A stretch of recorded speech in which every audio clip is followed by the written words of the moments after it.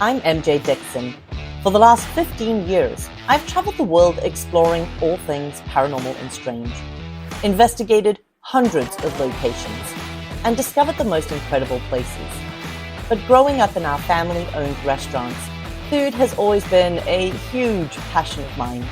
And now, I'm on a mission to find the best dishes, learn new recipes to share with you, check out fun places to grab a bite to eat, try out new drinks and cocktails, and of course, explore the most haunted hotspots. Join me and my guests on an adventure as we travel, investigate creepy locations, and tour distilleries, breweries, and so much more. So let's take a haunted culinary road trip together. We'll meet interesting people who share their stories, and along the way, we'll search for the best food, booze, and booze.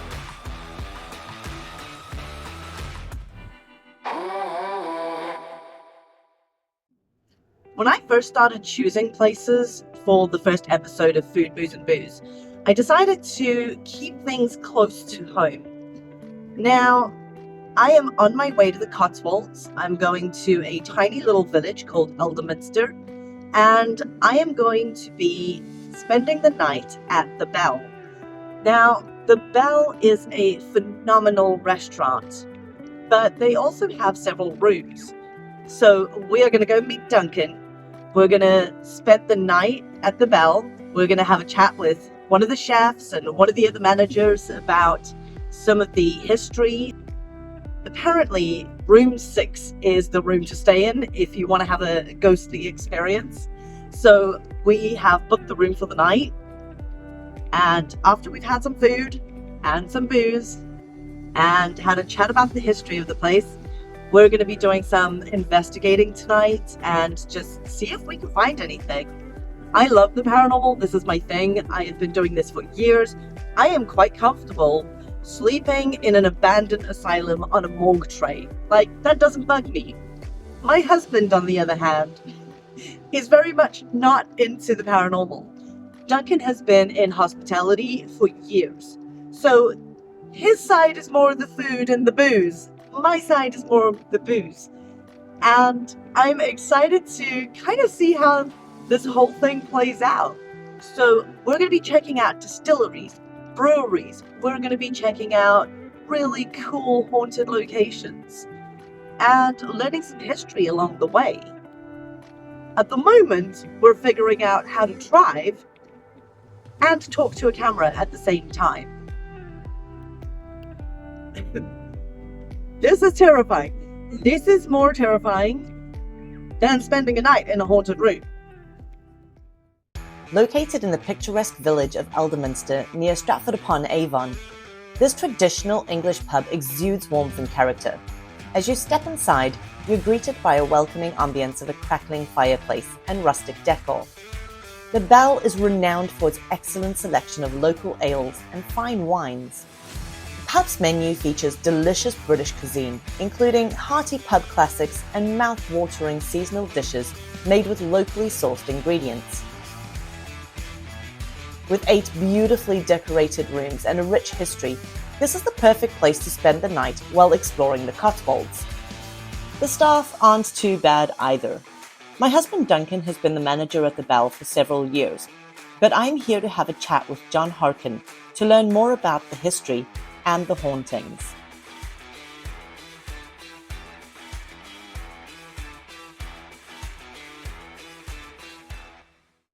Thank you for meeting with me this evening. I really appreciate it. Pleasure, MJ. And how long have you been in hospitality? For 42 years on and off. 42 years. Yes. What makes you love it so much? It's just something I've always liked. Ever since I was a young boy, I got a bar job when I was 18, and and that's I like the vibe. I like actually see people enjoying themselves. And it's hard. It's never easy. But there's a satisfaction in it, as far as I'm concerned. Oh, absolutely. I mean, I spent nearly 20 years in hospitality, and it's a love-hate relationship. Oh, it is that. Definitely. Absolutely. So, what can you tell me about the Bell? The Bell was originally, it goes back to 1750, 1760. It's an old coaching inn as well, so it's actually exactly halfway between Birmingham and Oxford. So it was a big stopover point for a lot of people. And there used to be a couple of double doors up here where the horses would come through and then out to the livery stables out at the back. And it started off then as an inn, and obviously today now it's expanded. We've got 8 bedrooms. I believe it's 1750s, 1760s. Wow, that's pretty old. It's an old building, yes. I see you have some photos there. Yes, the first one is going back to 1920. So you'll see there's a guy in his cart coming past the pub and his dog and a couple of customers in the doorway there. So, and this one here is an earlier one. I believe it's probably about 10 years beforehand. So you'll see here, this is actually room 6. Oh, okay. The room that you're talking about here now. Oh, fantastic. And underneath it, that would have been the doors where everyone came through and... Yes, the doors where these two gentlemen are now. The window next to that would have been originally the entrance into the so the coaches would come in with the horses, and then out to the back to the livery stable. Now, a lot of the staff have told me that they feel very uncomfortable in room 6. So naturally, we're staying in room 6 tonight. Okay. Because how else do you test it? And I mean, they've said they've seen things moving on its own in the pub, and they've heard footsteps. They feel like someone's watching them. What have you experienced? I remember one morning in particular coming to do the breakfast shift, so it was about 7:30 in the morning, and we'd put fruit at the side of the bar just to get ready for lunchtime, and one of the lemons just literally flew across the bar. It was a bit unnerving, to say the least, and it was placed in such a way that it wasn't actually on the edge, it was actually in the middle of the table, and it just literally flew across the bar. That's crazy. You know, quite a few of the pubs in the area we use as courthouses, and this is where the terminology comes saying hanging from the nearest tree, because they literally heard the court in the pub, and then if they were guilty, they were taken out and hanged at the nearest tree. So, and there's several pubs in the area that actually used to do that. This used to be a big double door. So what used to happen was the coach and the horses used to come in this way here, and then all the way down to the very bottom towards the livery stable. So this would all, you can imagine, you can also smell it, can't you really? This would all be like hay and straw on here. Take them out to the livery stables out the back, and this is where the young fellow was kicked in the chest by one of the horses and subsequently died of his injuries. So all here would have been, you can almost sense it. And just out the back here, they put the horses up for the travels for the next morning. That's amazing. So so room 6 would be... Directly above. Directly above us. That explains a lot. As a traditional English pub, the Bell has witnessed the passage of time and has adapted to the changing trends while still retaining its historic charm. After catching up with John and his wife, it was time for dinner. The only problem is deciding what to have. This is Duncan's department. So for starters, we got here, you're having the brie with an apricot chutney, candy walnut salad.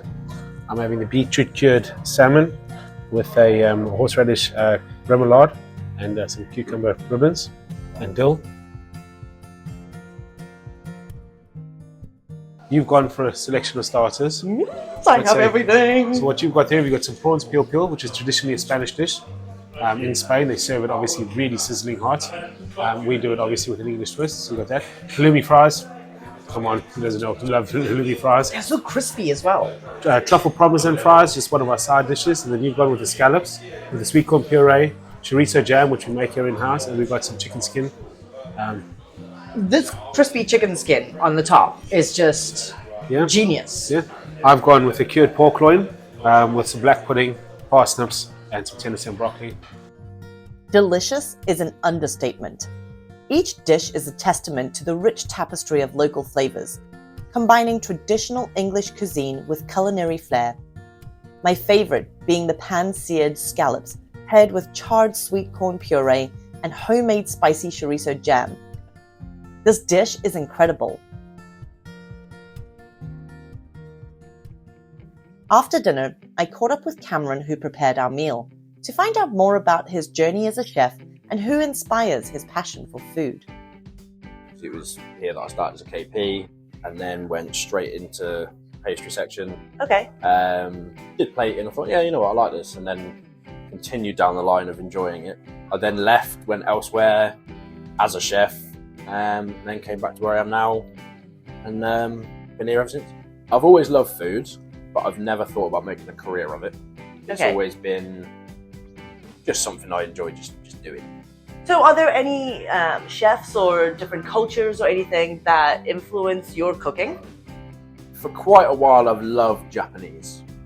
You just can't beat flavour combinations. It's always really punchy flavours. That's where my main inspiration goes, especially with garnishes. Okay. Because they're usually quite delicate, and I like things looking delicate on a plate. There's, I don't know if you would know him, but Joshua Wiseman. No idea. He's big on YouTube now. Okay. He's been a professional chef in a lot of Japanese style restaurants, and he's trying to bring his knowledge now to other people, and not just Japanese. He sort of spreads it out, which is kind of how I see my influences, at least home cooking. So what would you say is like your signature dish? My signature dish, it would have to be my sweet potato and beetroot terrine. Terrine? Yeah. Sweet potato and beetroot terrine. Herb oil and a few carrot crisps. Sounds awesome. And a last question, totally out of left field. Do you believe in the paranormal? The main sort of series of events that happened that sort of made me believe in it. I was just up the road at Ettington Park.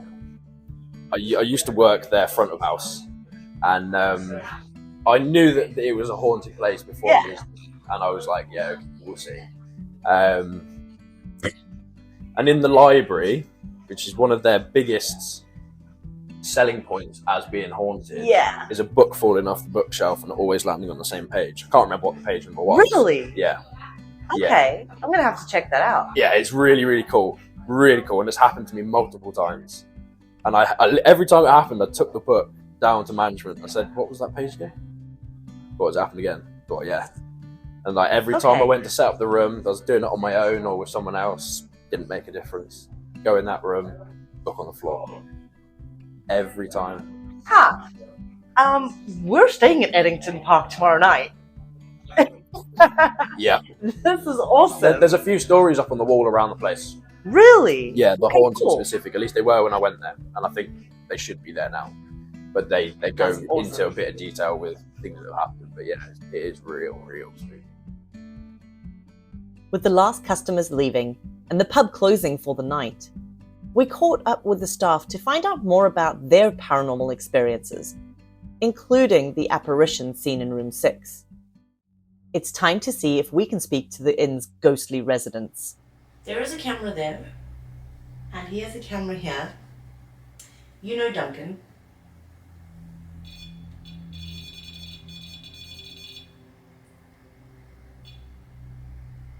Do you understand what we're trying to do, talking to you? After an hour of investigating in the bar with no luck, we decided to head up to room 6 to see if the spirit there would be more willing to have a chat. If you sit down on the bed near us and you speak loud enough, we can hear your voice on this recorder. So we should be able to hear your responses. We do this? Let's do it. Alrighty. I'm recording. Putting the recorder down on the bed.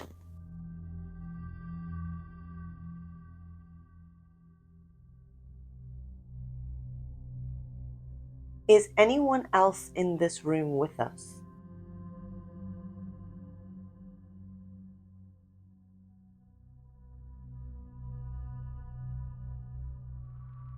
If you are, what makes this room so special?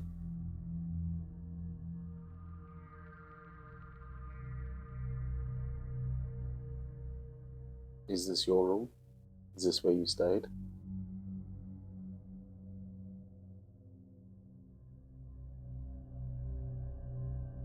Do you know who this guy is?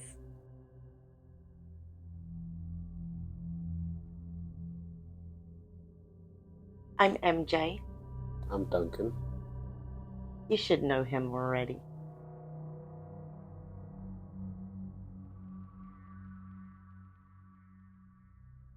Do you have anything that you would like to tell us? Something about yourself? I don't feel uncomfortable in here now because you're here. But when I came up here earlier to get more batteries, not gonna lie, it was a very eerie feeling. All right, let's play this back. Putting the recorder down on the bed. Is anyone else? What? Putting the recorder down on the bed. Is anyone else? I think. Wait, hold on. I can hear this. I think that's the manager. Putting the recorder down on the bed. Is anyone else? It is. That's exactly what it is. Holy shit. With Duncan now sufficiently freaked out, we set up a motion-activated camera and try to get some sleep. Fortunately, the ghosts of the bell left us alone. After loading up on tons of coffee and a delicious full English breakfast, it's time to hit the road to explore the Hook Norton Brewery. It's roughly a 30-minute drive from Elderminster to the small village of Hook Norton. So, your first English brewery tour, Our first English brewery tour, yeah. and Hook Norton is apparently haunted. I've heard that they've got a very special way to deliver their beers in the local area, like the pubs, their pubs right around it. Uh-huh. And you said that the haunting story goes, I think it ties in with the same way that they deliver the beer. A headless horseman ties in with the way they deliver their beer. Because they deliver their beer still with horses. Well, That is amazing! yeah, I know. Like, the more we start reading the story and the more it goes in, I'm just like, wow, it kind of all makes sense.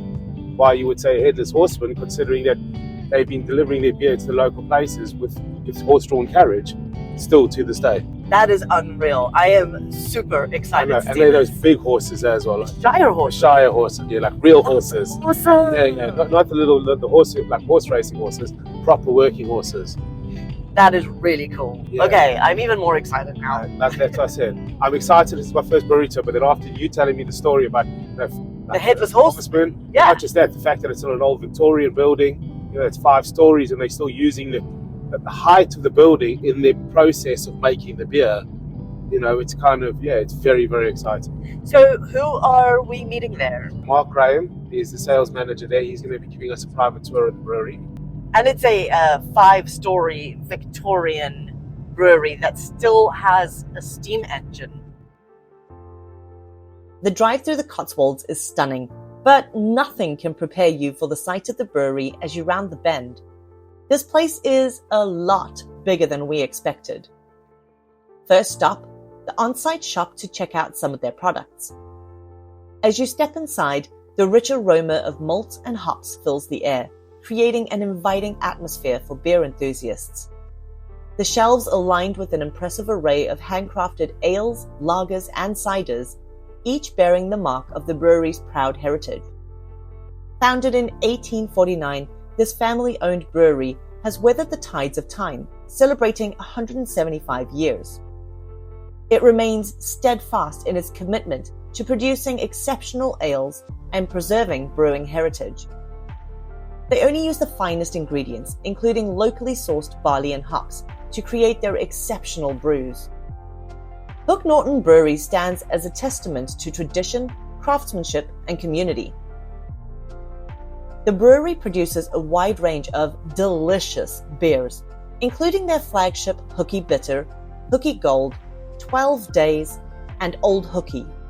The brewing process itself is a work of art, combining time-honored techniques with modern technology to ensure the perfect balance of flavors in every beer. It's time for our tour with Mark. Stepping into the brewery is like stepping into a living museum, where copper kettles gleam with history and the air is sweet with the scent of malted barley. John Harris, who started it, he was a farmer, and so he was growing the barley, he had water, And then a couple of things happened. The railway came to Hook Norton, which brought two things. It brought all the navvies that were building the railway. So we had on market a tap of thirsty workers, but also it meant he could get his beer further than the Shire Horse. So obviously production goes up. He needs a bigger brewery. So he thought, okay, well, I'll knock down my farmhouse and build a 5-6 story Victorian Tower brewer. Well, I tell you what, those guys must have drank a lot of beer Yes. when they were building the railroad for him to afford to build this. Yeah, I know. So, but yeah, and like I say, same family ever since. So James, current MD, he's got 4 sons. One works here, George. Ed used to. He's now at Gypsy Hill in London.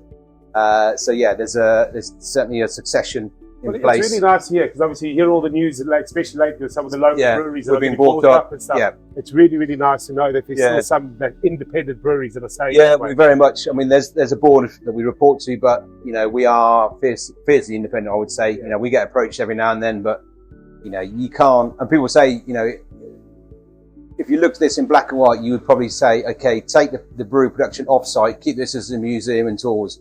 But I don't think it would just lose everything, because the reason people like it and they can come, they can do it all. You will taste the difference. Yeah, you can see, you know, you will taste the difference. little guaranteed. things that go on, and yeah, it just works.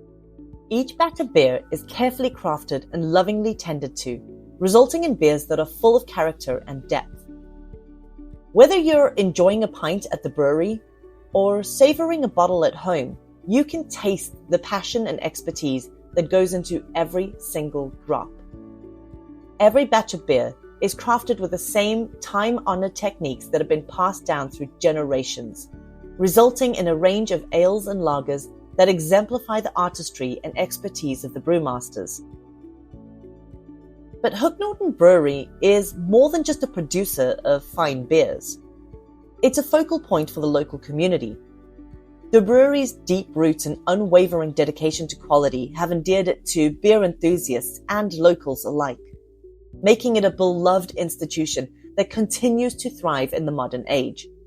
With its rich history and unwavering commitment to quality, Hook Norton Brewery stands as a shining example of the enduring magic of traditional brewing. From crafting the delicate flavor of each beer to delivering barrels to the surrounding bars and restaurants, the entire process is very impressive. Malt gives beer its colour. Yep. So if you want a dark beer, use a black or chocolate malt. If you want a light beer, use a pale ale malt. Simple as that. Just basically different levels of roasting. So we use the majority of, depending on what style of beer. So Old Hooky kind of this end of the spectrum. Well, that's what we're talking about now. You're going to the winter, with the colder months, people prefer this. Yeah, this you got 12 days really goose. And as it goes into the summer months, it just goes more and more and more down. Yep. So yeah, again, it's yeah, we obviously work with merchants to get all the best malt that we use. Back in the day, you had to have your brewery accessible to the customs excise man 24/7. So bizarrely and very trustworthy, they used to hang these keys on the gate so that he could get access at any time. But they also used to leave him a little bribe with quarts of beer to make sure that if he saw something that maybe wasn't quite right, he'd just turn a blind eye.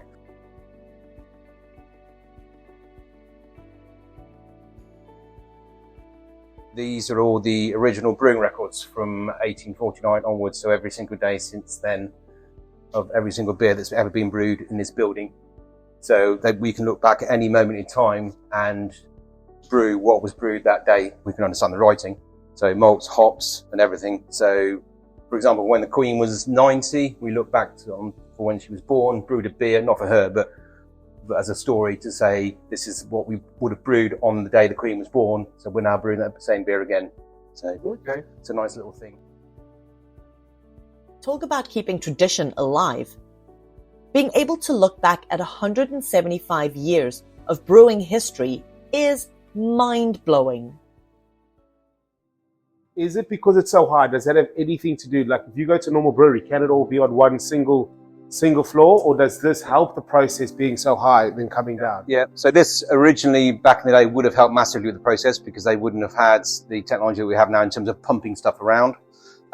So you'll see breweries from this era or from the Victorian age being very much higher than they are now. Modern breweries can all, you're right, be basically on one level. So the process being is that gravity helps it basically the beer and everything flow through the building. So you've got cold liquor tank or cold water tank. We call water liquor here, just to be confusing.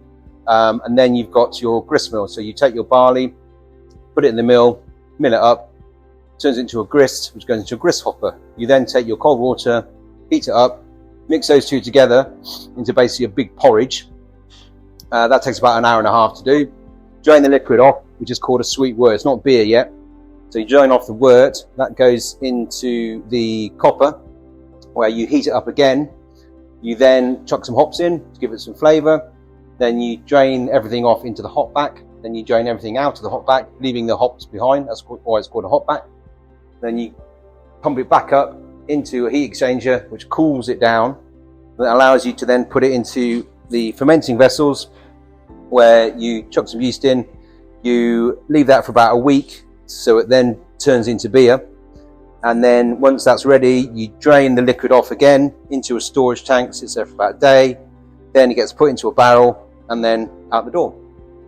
It's an example of very basic but ingenious Victorian engineering. So what you've got here is you've got measures, feet and barrels. That wire goes right to the top of the brewery, in the top where the water tanks are. In that water tank there's a float attached to that wire.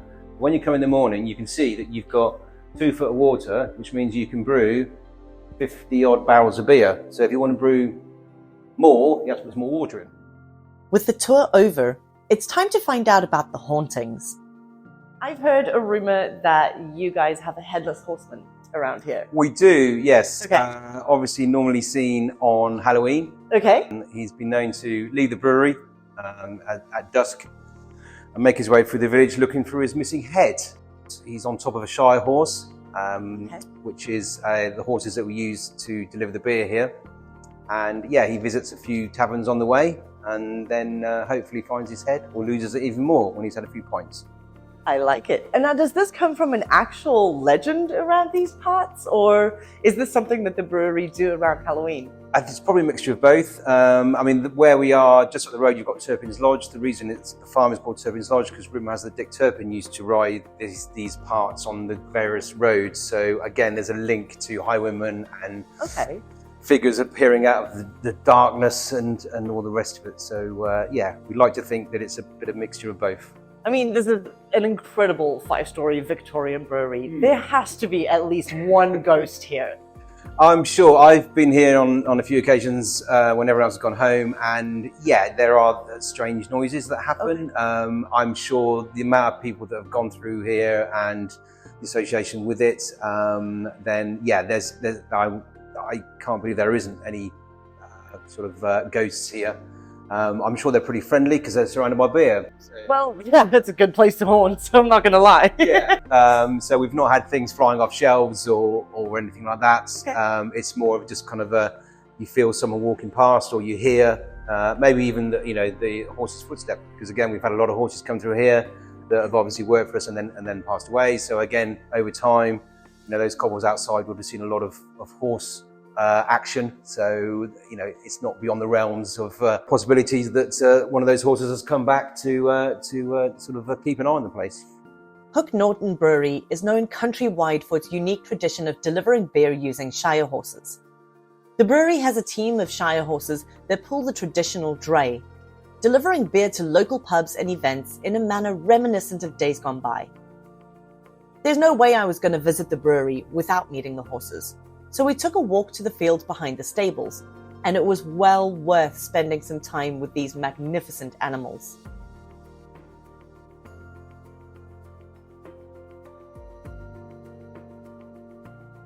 This traditional method of delivery not only adds to the charm of the brewery, but also reflects its commitment to preserving heritage and supporting the local community. We joined Mark in the on-site brewery bar to sample a few of the beers. Unfortunately, I'm the driver, which is also a pretty good excuse to take a few beers home.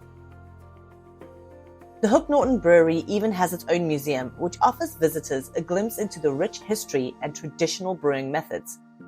Located in the heart of the brewery, it is filled with historical artifacts, complete with creepy dolls. Hook Norton Brewery is a must-visit stop on your travels. Up next, Duncan and I hit the road to our next haunted stop. We are heading to Ettington Park Hotel. Amazing place. And I am excited because I have personally had paranormal experiences at this place. So when I was filming season 2 of Paranormal Captured for Sky TV, we actually filmed in the library of Ettington Park Hotel. And during the filming, the music turned on in the library room. And I went to reception to tell them to put the music off. And the guy looked at me like I was crazy because apparently the only place to switch the music on is inside the library. That's creepy. Yeah. And on top of that, while we were filming the segment where I'm sat in the chair and I'm reviewing all of these paranormal clips sent in by other people, one of the lights, one of our filming lights, which was right next to me, just started swaying, like really vigorously swaying. Not like there was a vibration, not like somebody had walked past. No one had gone anywhere near it.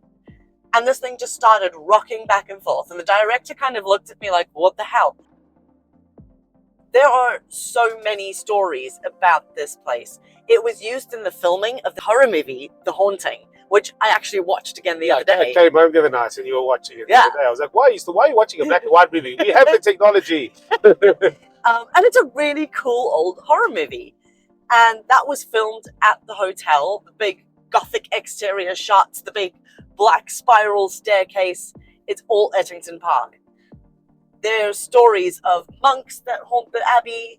There are stories of a grey lady that is said to haunt the conservatory area. So it's not just like one particular spirit. Like, this place is known as one of the most haunted hotels in the UK. And we're spending the night Fantastic. in the most haunted room, by the way. Fantastic. Well, the little bit of research I've done, kind of not research, just reading up about it and what I know about it. I mean, it's been a home, but before that, they say that they could trace back history to people living there for way more than 2,000 years. So, Whoa. yeah, so they say the people used to live there. Then obviously the people who own it now built it. I think it's the Shirley family. Yeah, the Shirley family. Shirley They've family. owned it since like the 15th century, 16th century. Yeah. Yeah. You know, so I mean, for a family to own one place for so long, very easy to hide some secrets and let nobody else know about it. And we all know where hauntings come from secrets. This is true. Ettington Park Hotel is a stunning neo-Gothic mansion and has a reputation as one of the most haunted hotels in the UK. After checking in, it's time to freshen up and get comfortable before heading to the bar to explore the cocktail list. And of course, try a signature cocktail. I opted for the Ettington Park creation called a Smoke and Mirrors. This is a bourbon-based cocktail made with a double shot of bourbon, a splash of ruby port, some cherry liqueur, and cherry bitters. Personally, I would garnish this with dark chocolate-dipped black cherries, but that's just me. The cocktail is then smoked. This process of smoking can slightly change the chemical makeup of the drink, which further enhances its overall taste, adding a rich, nuanced dimension to the cocktail. It gives it an extra layer of complexity, making it far more interesting and a much more enjoyable drinking experience. Duncan chose something a little more familiar, settling on a Moscow Mule. Both cocktails were absolutely delicious, but I desperately needed some food in my system before we head upstairs to start investigating.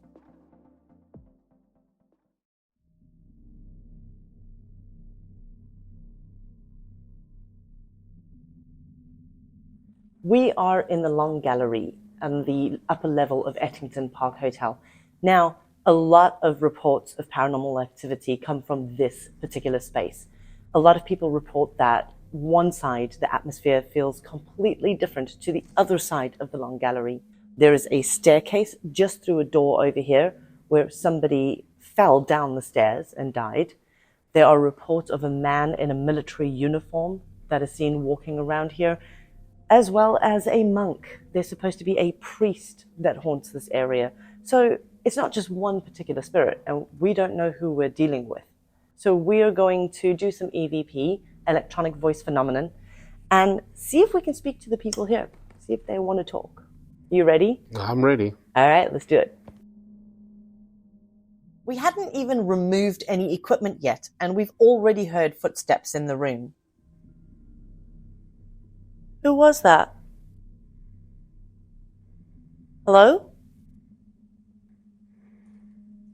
I'm going to grab a recorder. Let's go straight over there, and let's see if we can get anything. Is anyone in this space with us? Why don't you come and say hi? My name is MJ. This is Duncan. What's your name? What's your name? Did we just hear Ashby. your name? Yeah, I hear Ashby. Ashby. After doing a little research, I found that there was someone who went by the name Ashby associated with Ettington Park. Joseph Ashby Gillett married Sarah Beatrice Lowe at Ettington on the 13th of January, 1897. I found their marriage certificate online, but why he is still here remains a mystery. How many people are in this room right now?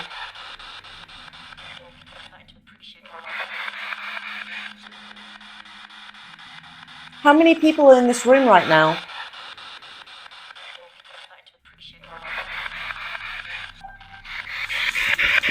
Appreciate what?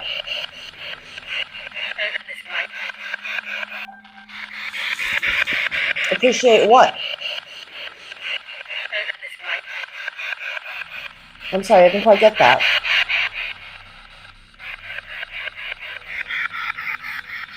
Who was pushed down the staircase or thrown over the stairs? I saw those lights. The lights just flickered like zoom.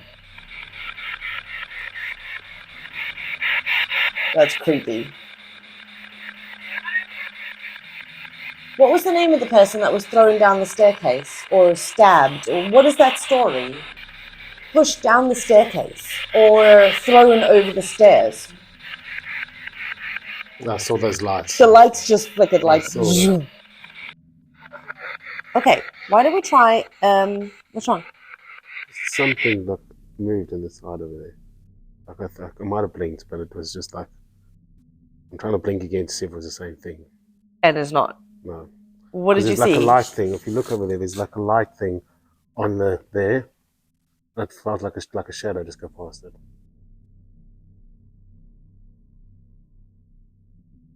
I think you should ask the questions.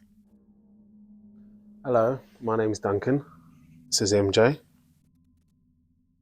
I heard you say a name earlier, Ashby. What significance is that here?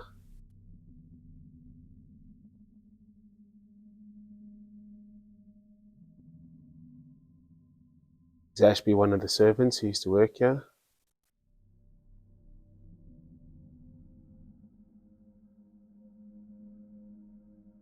Or was Ashby one of the many, many guests that they would have had here over the years?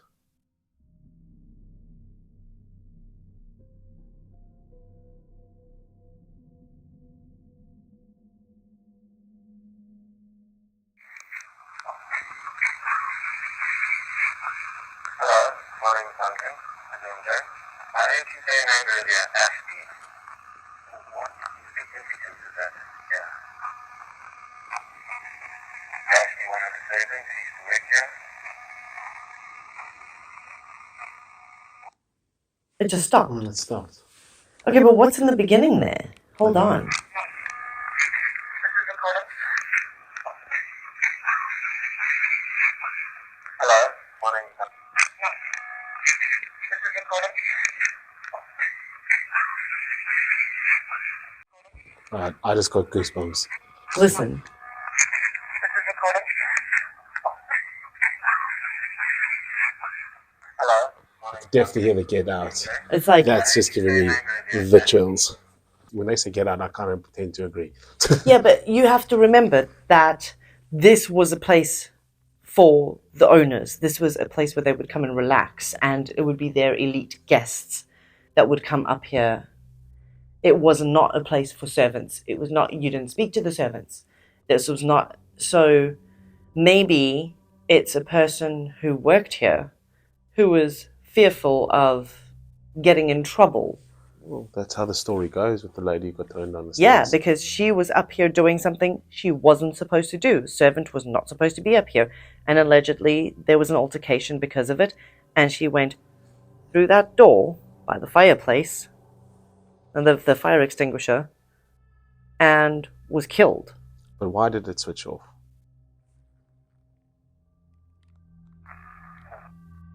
I can't tell you that, but I am going to save that recording, so in case anything happens, we don't lose that. Why don't we try a Esther's method, where you ask the questions, I will have a blindfold and headphones on, and then we see if any questions and answers match, because I'm not going to be able to hear your questions. I'll just say whatever comes through the spirit box. Getting set up for the Esther session. I can tell. Duncan's a little nervous.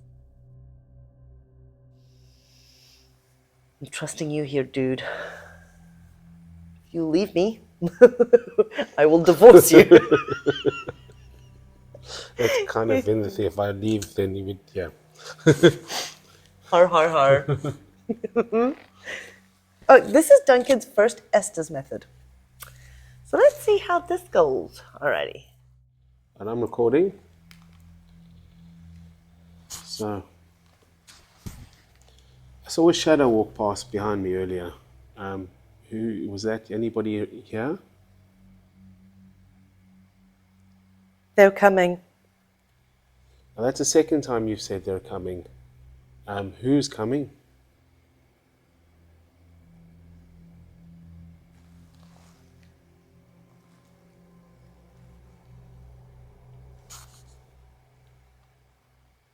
Is it the owners that are coming?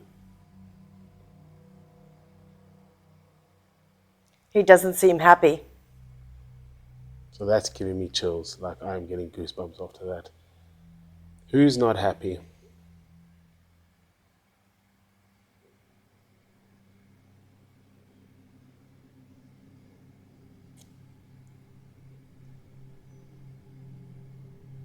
Is it one of the owners or the old owners? Could have told me. What could I have told you? Knowing not to touch me while I'm blindfolded, Duncan used the flashlight on his phone to bring me out of the session. You're flashing. What's up? That was freaky. Why? Okay, you know when you said they're coming? Yeah. I'd literally just asked, was that you behind me? Who was that behind me when you came? You know, I said, Yeah. When you walk behind me, I've got it all on, I've recorded it all. Listen to it. Okay. I'm just going to put this off for a second. There wasn't really that much that came through. No, I didn't ask him any questions. Oh, we're still recording. There we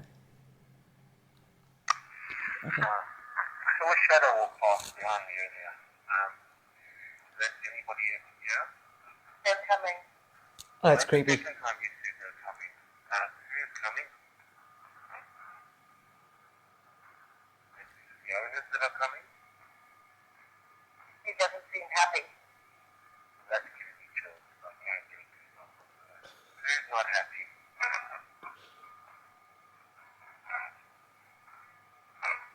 Is it one of the owners or the old owners? Could have told me. What could I have told you? What could I have told you? They have told you that you weren't allowed up here? Nothing coming through. They have told you that you weren't allowed up here? Are you still scared to be up here? Something you're recording? Is that a get out? Coming through? Like right at the end? They have told you that you weren't allowed up here? Are you still scared to be up here? Something you're recording? Get out. That's the second time we've been told to get out. Up here?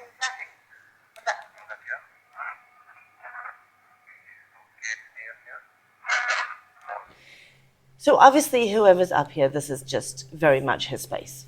He doesn't like people being here. Yeah. I just saw something block out the light on that chair. That glare. Yeah? There, like right there. See the glare on the chair? This Yeah, one? right here. Something just blocked that glare out. It just went black. So that's the second time it's been down that area there. Okay. So we keep seeing something moving across here. Because you said there's glare on this whiteboard. Yeah, I saw something cross over and there. you saw something cross and block out the glare. Yes. And I saw something, the glare on the chair, on the gold of this chair. There was a light reflecting off it, and it went dark. And then when I asked about it, It said they're coming. They're coming. Are any of the Shirley family here?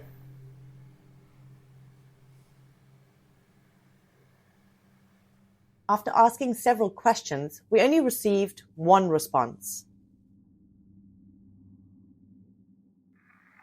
Are any of the Shirley family here? Please search the book in the There's like a library female. or in Imbolc. Are any of the Shirley family here? Please search the There. book in the library. Can I stop this? There's like female, softer, faint voice. There's a lot of responses, but a lot of it is kind of inaudible. yeah. Like you can hear that there's something there, but it's muffled. Yeah, It's kind of like they're trying to talk, but somebody's holding their mouth shut. yeah. Why don't we try the library? I think so, because getting told to get out twice is a kind of... I know, I kind of want to respect that. Yeah. We are in the library, and apparently, on one of these shelves, a book flies off. So we've set the REM pod up, and I hope that whoever's in here will speak with us or move the book. We would love to see it move, and if it's the same page every time, we would love to know what your message is. Let's try some EVP. Hold it over here. If anyone is in this room with us, we would love to know who you are, and we hope that you could fill in some gaps with the history here. Could you start by telling us your name, please? My name is MJ. I'm This is Duncan. my husband, Duncan. What's your name? Could you let us know where you are in the room by making a sound, please? Do you understand what we're trying to do here? Must be weird. People don't often come here to speak to you. What year was this place built? If you have a message that is on the page of that book, you could tell us your message directly by talking into this recorder. We're listening. I know I feel nervous. Woman is here. If anyone is in this room with us, we would love to know who you are, and we hope that you could fill in some gaps in the history here. Could you start by telling us your name, please? The REM My pod name is blips. MJ. My husband is Duncan. What's your name?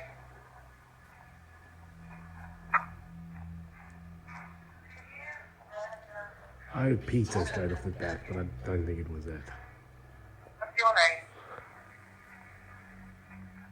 Peter. Yeah. Could you let us know please? My husband Holy is crap. Duncan. What's your name?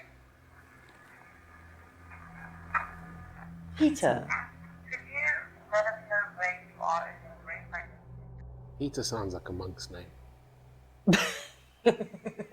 We're in kind of a chapel.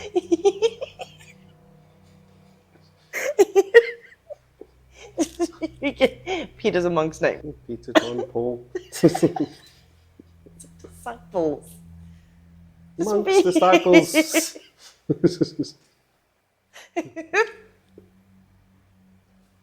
Yeah, it's just made my night. And that's why I'm here. Yeah, comic relief.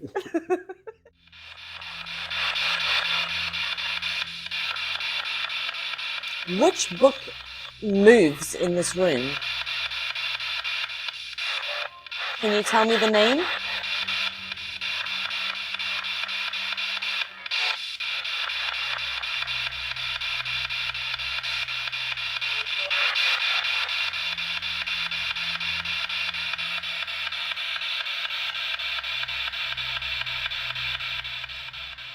Could you tell us a page number of a book?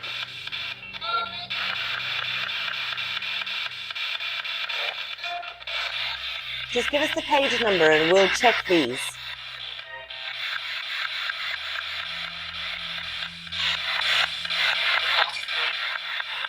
That's a 44.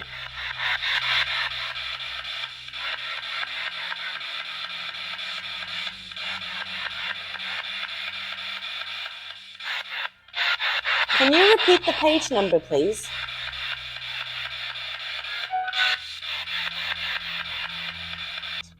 Like it's a pretty iconic book that people would mention. And I haven't heard any story. It's one of those. One of those iconic books. Just check it. It's one of those. Just check it. After checking through each of the bookshelves, I decided to tune in my spidey senses to see which book I was drawn to. A little while later, I settled on a small book with a blue cover. It seemed to have some energy attached to it.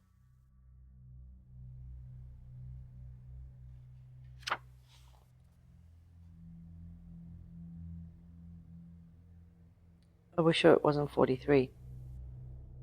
But it was 40 something. Page 43. I long to go home. That's a 44. If you're a spirit trapped here, That makes sense. And you long So to go home. I've got an idea. Put this camera down and maybe just read the first little bit during EVP. That's a very good idea. I'm recording.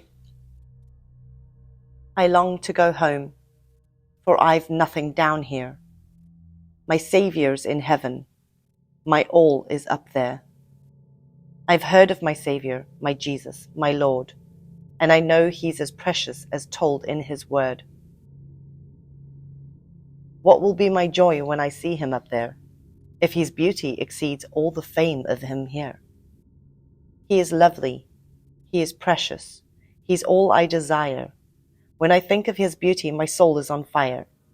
The foretaste of this pleasure is heaven begun. What will be its measure when my victory's won? And I will see him, and I will hear him, and I will know, and I will learn all his love, and dwell in his fullness forever above. Is this the book that you were trying to get everybody's attention to?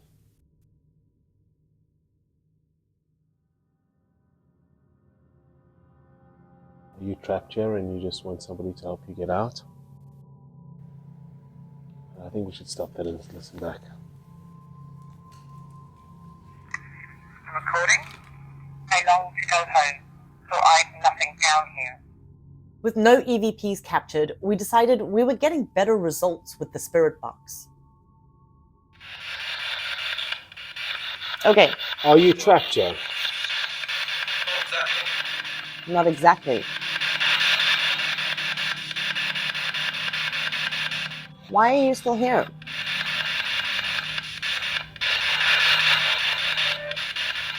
Do you just love this place? Is that why you stay? Everything went quiet, and we decided to call it a night.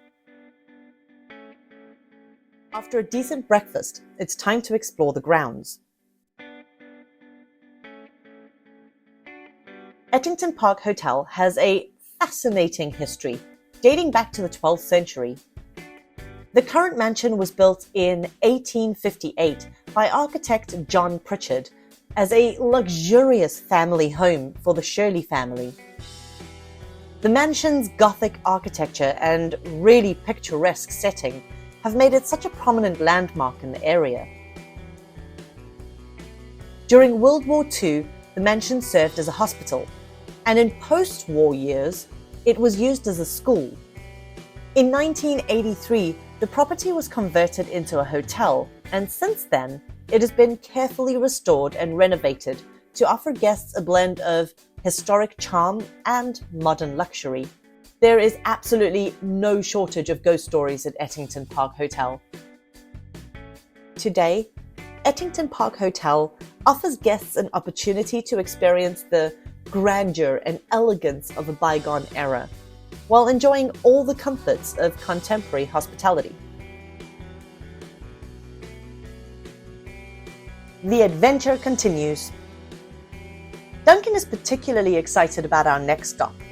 It might not be haunted, but the next stop on our journey is filled with spirits of a different kind, the Cotswolds Distillery. Nestled amongst the rolling hills of the Cotswolds countryside, the Cotswolds Distillery was born of a dream to produce delicious spirits in one of the most beautiful regions in the world.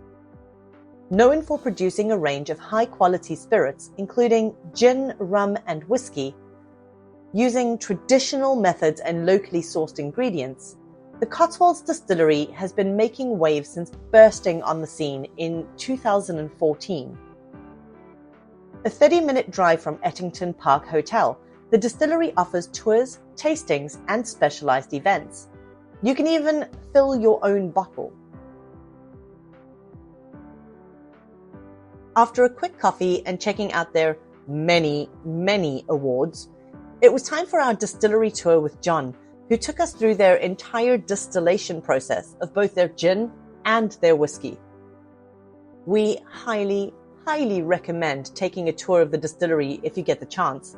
It's both informative and really interesting. The Cotswolds single malt whiskey is truly a product of the beautiful surroundings that the distillery sits in. Every grain of barley they use comes from local farms, where a small group of farmers grow varieties especially suited to distilling.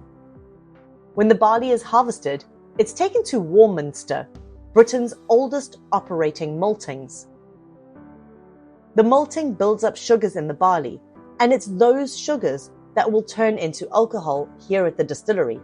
The first step is to extract the sugars. They mill the grain, then mix it with hot water in their mash tun, drawing out the sugars and the flavors from the barley into the water. This sweet, malty liquid can now be fermented. They use yeast to turn the sugars into alcohol, and it can be done quickly, but they take their time with it. With the tour coming to an end, it's time to try out some of their products. In addition to their gin, the distillery is also celebrated for their Cotswolds single malt whiskey. This whiskey is aged in a variety of cask types, resulting in a rich, complex flavor with notes of honey, citrus, and malt. My absolute favorite is hands down the Cotswold cream liqueur, which combines their whiskey with fresh Irish cream for a luxurious and indulgent treat. It is time to meet the man who started it all. Hi, I'm Dan Shore. I'm the founder and the owner of the Cotswolds Distillery. I was born in New York City. I lived in Europe for the past 25 years, and 8 of those I've lived in London working in investment banking.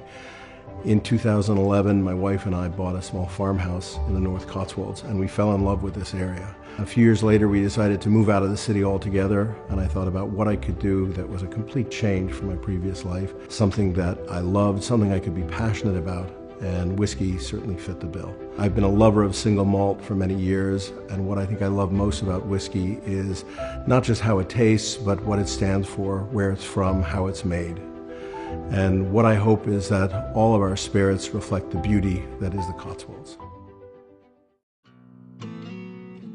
I'm so excited to be sharing a dram of our bourbon cask single malt with you. This one is one of our favorites. Bourbon cask is one of our favorite casks. It's one of the first we ever filled, and we waited quite a long time to release it until we felt that it was ready. These are casks that come, they're first fill casks that come from some of the great bourbon distilleries of Kentucky, into which we fill our Cotswolds single malt. This is a real whiskey for whiskey purists. It's all about the grain. There's nothing hiding it. It's out there for everyone to see. And you get those wonderful notes of vanilla and honey that come from the American oak, but you get that just really nice, pure Cotswolds single malt, rich and fruity spirit. And I hope you enjoy it as I'm about to do. Cheers. The whiskey is exceptional. Ollie Morris, their global ambassador and head mixologist, invited us back to the bar for a quick cocktail lesson to make their signature whiskey sour. So we're going to create the whiskey sour. Cotswolds single malt whiskey. Most beautiful whiskey sour. Secret ingredient. Doesn't look great in this squeezy bottle. It's honey. So some of the flavor profiles of our Cotswolds signature whiskey is those honeyed notes. It's aged in the ex-red wine and bourbon, which means that it's going to be so fruity. And to use honey, this is honey syrup. So it's 2 to 1, 2 honey to 1 water. Local honey from Brails. It's blossom honey. So you're elevating that fruitiness, but also that wonderful floral note that might be there. So whiskey sour, we're going to shake it up in the Boston tins. I'm going to show you how to create it as we go on through the Boston glass. So we're going to use 50 ml of Cotswolds signature. So I'm going to use one of these just as my measure. But we're going to go 50 ml. Beautiful, rich and fruity style of single malt. A little bit extra. Might need it after today. Wonderful. Sours. It's a marriage between citrus. This is lemon juice. Works really well with whiskey. Lemon juice and the sweetness of honey. Honey is the 2 to 1 ratio. 2 honey to 1 water. Now, the rule of the thumb with a sour is that you use the measure of your spirit, so 50 ml, and you always cut that in half with the sour, so 25 ml. And that's how you're setting the base of this cocktail. And now it's up to you on your own palate how you create that sweetness or that sour. So I usually just go for a simple like for like. So 25 ml lemon and then 25 ml honey. And if you've got a sweeter tooth, maybe add a little bit more of the sweetness. If you haven't and you like more of that sour forward, drop the sour for the citrus by about 5 ml. Do that with a bar spoon. That's actually 5 ml in there. So sour also creates this wonderful mouthfeel, texture. And this is down to adding egg whites. We're going to do a dry shake. Which means no ice. So we're not going to chill this cocktail down. We want to mix this up. We want to aerate and we want to emulsify to create that silky texture of the sour. Slap back of hand, and then we're just going to shake that quite vigorously. We really want to get that aeration going. A bit like meringue. I'm not going to hold it over my head though, as we won't get those stiff peaks. But as you can see, it's got that lovely milky white, and you can just see that foam, that aeration there. Work a little bit harder. We want to create that lovely mouthfeel, that silky smooth, that texture, and it really does make a lovely cocktail. So that should be around about there. Could probably do with a little bit more. I don't know how good we are for time. I'm just going to give it a real good bash. Shake a face is your happy face. My partner will tell you that's my happy face. Right, so we break the seal. Every drop in there we want. We've already got a lovely bit of emulsification, bit of foam in there. Now we want to cool that cocktail down.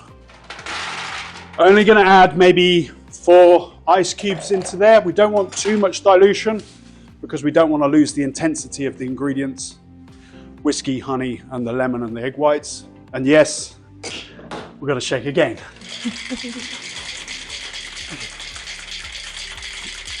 Let's give it a lovely hard shake. I can start to feel it cool down in the tin. Won't get a huge amount of frosting because we don't want to dilute it too much. We just want to bring it down to a nice cold temperature. And that should be about there. So now, I'm going to use the Hawthorne strainer, put it into these cute little glasses. You can have it with ice, but I really like to have no ice. Don't want any further dilution. I want every sip to be as intense as the first sip. Just pour that into the cocktail glass, like so. Just give it a little wiggle. Bring some of that foam to the top. Beautiful. And what you can do, you see, is to create another dimension of flavor, another depth of flavor. Add some Angostura bitters, those wonderful Trinidad and Tobago bitters, Angostura bitters. It's a bit like a chef's salt and pepper. Bring in some lovely depth of flavor. Lots of botanical flavors. I think there's over 40 botanicals all macerated, creating this lovely volume of flavor. And I just put in 1, 2, 3, 4.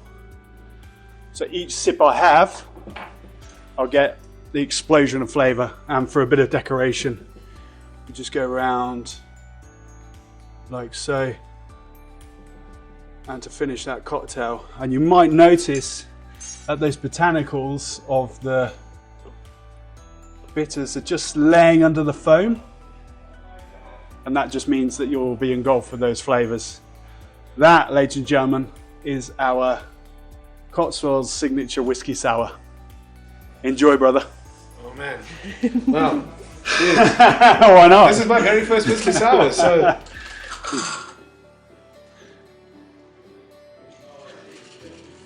Why have I never had this in my life before? That is fantastic. I mean, like, that is serious magic. Unfortunately, again, I'm the driver, so my tasting is limited to a few small sips. But we did not leave empty-handed. Our next stop is one of my favorite locations and a place I know well. An ancient stone circle known as the Little Rollright Stones. We're meeting Rebecca and Drew to have a chat about the food associated with the pagan sabbath Imbolc and learn more about adding magic into your food. Well, thank you so much for agreeing to meet with us today here at the Rollrights. What a beautiful day. This is incredible. So thanks for doing the weather spell. We are here to find out a bit more about the Watchers of the Old Ways, the Imbolc celebration that's coming up tomorrow, and a bit about the food associated with the holiday. On the food side of things, I've seen you brought us some things here. What typically have we got here? Yes, we have. Well, initially when you celebrate the Sabbath, there's generally some type of an offering. Now, in Imbolc, we tend to lean a little bit towards the dairy, the cheese, the milk, that type of mixed with flour. And then you would also find yourself making sweet cakes. So this particular Celtic knot cake is an extremely traditional cake. It's got a bit of apple in it. It's got flour. It's got an egg, which we know comes from the earth. We've got milk, the dairy aspect of it, the sweet cream. And then, of course, to give it that flavor that everyone loves, honey. Also here now, if you'll take that for me, this would be more of a traditional breakfast cake, which you would make for the family to enjoy. It is made with the same type of ingredients, perhaps just a little bit more butter and perhaps just a little bit more honey. There's an apple sliced traditionally, showing the quarters of the moon, and it is a traditional offering for the family. Also, traditionally, you would find what they call bannock bread. Now, that is also a Celtic bread, which was brought over by the Gaels who came over to Scotland. And the Irish and the Scottish kind of went back and forth, but one of the things that went back and forth also were the recipes. And many of them for ceremony would be traditional ones. And so bannock bread is a much more coarser type of a bread. It would just be flour or grained nuts that you would find, ground up nuts, roasted chestnuts. We really don't know exactly what might have behooven a Highlander to put in his evening meal. Maybe he caught a fish that day. Maybe he threw some of the fish in there, or maybe his wife sent him home with some venison or some type of a game bird, and then so the bannock bread would be cooked in that. But if you didn't have a rock to cook it upon, what they would traditionally do then would make a rope out of the bread, wind it around a stick, and then that would be propped over the open fire. And you'd sit there underneath your kilt and keep yourself warm. What root vegetables and things would have been associated with Imbolc and this time of year? Well, in this area, it would be the same as most areas. It would be what would grow in the ground. I mean, a lot of times they even had, there were turnips. Some people say the potato came late. But a lot of the root vegetables that were brought up were traditional. They were onions, they were garlic sprouts, things that were more found down by the river. There were yarrow roots, some people say, could be taken out. Those yarrow roots were then roasted until they were dried. That dried root then would be mashed and smashed and ground up. And along with the more traditional onion and dried garlic, that would form your dough. And then from that, they would put it on the rock or in the oven or in the hearth. And if it wasn't just made in a quick pan, it was, as I said, wound around a stick and cooked over an open fire. Do the two of you infuse any magic in your cooking? Yes, and in a big way. So I think with us, and I think with a lot of people that cook, I would say I was a kitchen witch, grew up a kitchen witch. And because of that, I forage now and I teach foraging. And that means that we put a lot of natural things from the earth and then bring the energy forward. So for example, when you talk about using your root veg and picking the roots of something, you're taking the actual essence of that plant and you're incorporating that into the food. So the first part of it, I guess, is that what you're actually using and how you pick it.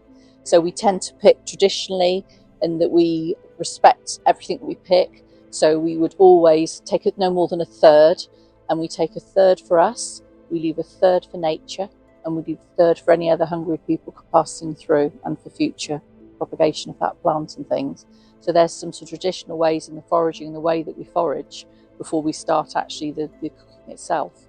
And then with the cooking itself, it's very much made with love. Love is always the secret ingredient that people do naturally. You know, people cook and they love cooking. If you love cooking, you put that love into the food. So when Drew's making something for me, I taste it and I know that the love's been added. I've tried different things over the years, and he's cooked it, and it's kind of the same food, but the way he's made it taste is completely different. And I really do believe that when people cook for their loved ones, they make that love within it. And the same as you were saying about the things being sort of sent off with people, you know, the Highlanders going off, I could imagine, you know, the wives, partners, children, cooking things and basically making those things full of love so that when they took them and they could eat them somewhere distant, somewhere far from home, it would feel like home within that. We shared some traditional breads and took part in the Imbolc celebration with the Watchers of the Old Ways. There is something so magical about these stones. The sound of laughter and drumming filling the air. We danced, we shared honey mead, and enjoyed the rest of the afternoon. If you ever find yourself in the area, be sure to add these stops to your adventure. The Cotswolds are filled with good food, booze, and booze.